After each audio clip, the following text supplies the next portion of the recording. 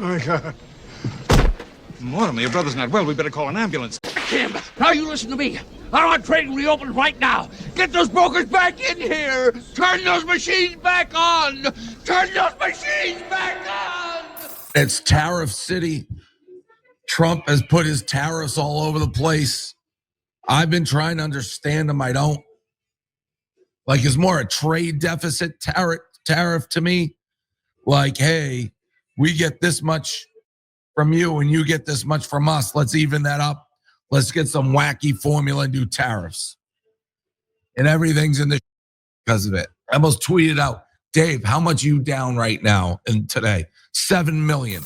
There was a way to be able to make it work, but the numbers that they did, and they had this ridiculous, I mean, that was the chart that they had with the mathematical equation. I mean, are you kidding me? How about just like it looked like an Einstein. I know. How about the fact that it was just wrong? Yeah. And what bothered me, Aaron, was that they really did over and over again. The president said, "Listen, it's going to be reciprocal. So you do it, we do it, and that was going to be so good." And I really believed in it. And I feel like a sucker tonight.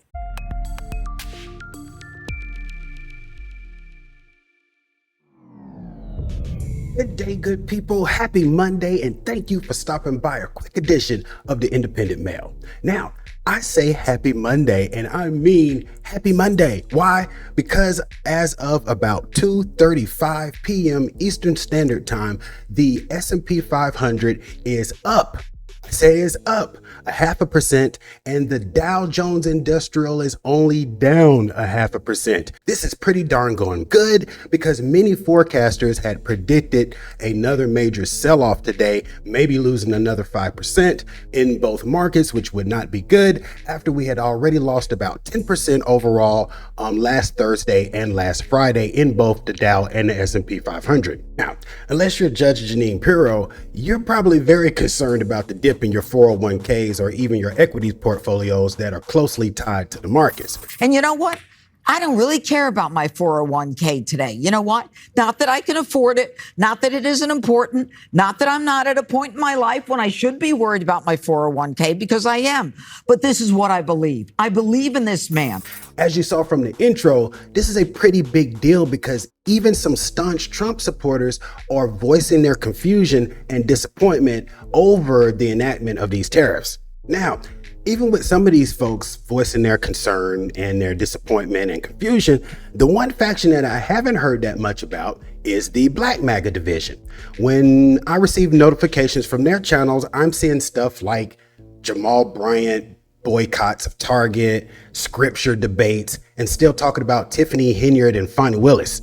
And speaking of Fani Willis, that's pretty funny to me because over the summertime, if you brought up Fani Willis, she was kind of the poster child for Black MAGA when it came to incompetence and being bad at your job, and particularly being limited in your skills at your job. And while I was one that was also very critical of Miss Willis's actions here in Fulton County because she didn't be able to get done what she was assigned to do for various reasons, it was very well known that one of her limited tools in her toolbox was RICO charges. Just about anything that she sat over that she had to prosecute, those defendants ended up with RICO charges. Now, it was interesting that Black MAGA was able to identify a limited toolbox with Fani Willis. However, they did not identify this limited toolbox with President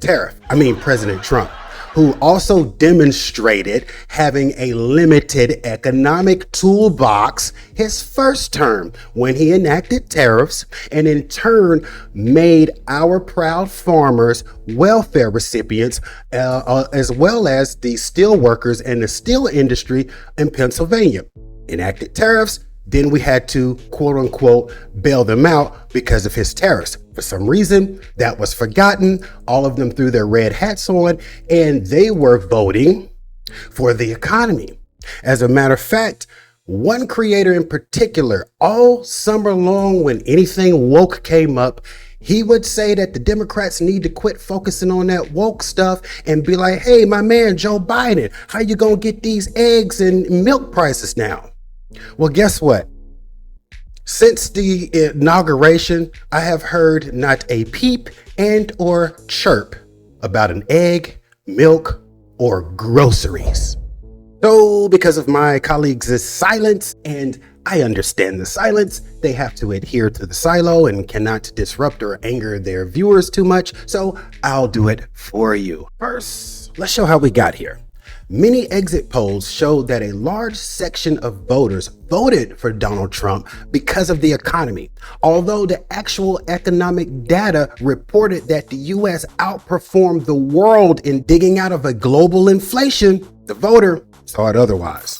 Polls show the economy was a key factor in Donald Trump's presidential win and a major liability for the incumbent Democratic Party.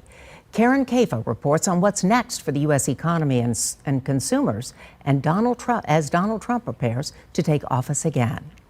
The economy loomed large in the 2024 presidential election. The number one issue in this county is the economy. I think inflation, economy, that's the big thing. Despite low unemployment and economic growth, about 2/3 of voters described the U.S. economy as not good or poor, according to CNN exit polls. What's happening in the economy right now and how people feel about the economy is in some ways a little bit disconnected. Inflation has cooled from a 4-decade peak of 9.1% in June 2022 and is closer to the Fed's target rate of 2%.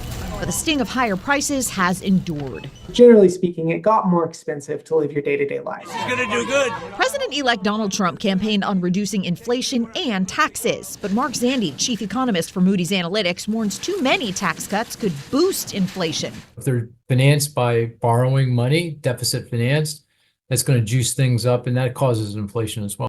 Trump's plans for tariffs on imported goods are still being fully sketched, but Jacob Channel, senior economist at LendingTree, says Trump needs to be cautious with his plans to deport millions of undocumented workers. If you implement a bunch of tariffs while at the same time drastically reducing the United States' labor force, you're probably going to end up with higher prices.